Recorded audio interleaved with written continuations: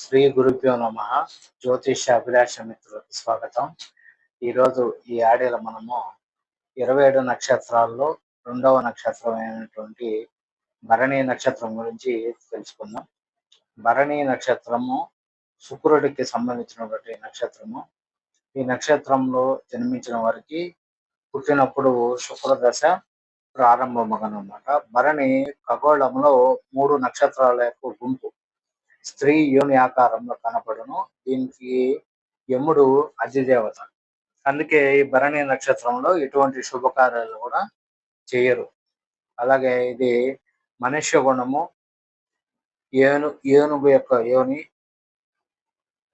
మధ్య నాడి, కటిరజ్జు. ఇది మేషరాశిలో ఉన్నది. రాశ్యాధిపతి కుజుడు. దీనిని ఎరిటీన్ అందురు అనమాట. సో ఈ నక్షత్రం జన్మించిన వారికి అన్ని రంగాల్లో స్నేహితులు ఉంటారు.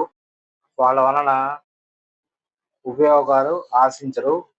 వీళ్ళకి ఎక్కువగా సహోదరి, న్యాయపరమైన, రాజ్యపరమైన చిక్కులు తెచ్చుకుంటారు. రాజకీయ వ్యూహం ఫలిస్తుంది.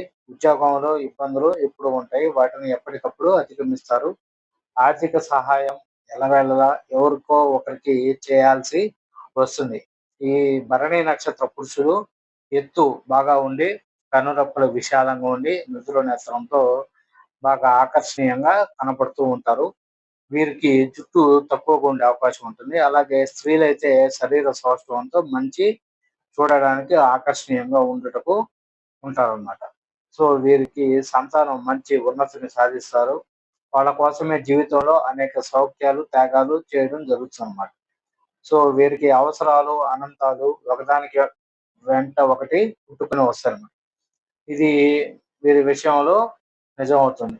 పొదుపుగా ఉంచడం, ఆత్మీయంతో అన్ని విషయాలు అమరికలు లేకుండా తెలియజేయడం వల్ల మేలు జరుగుతుంది.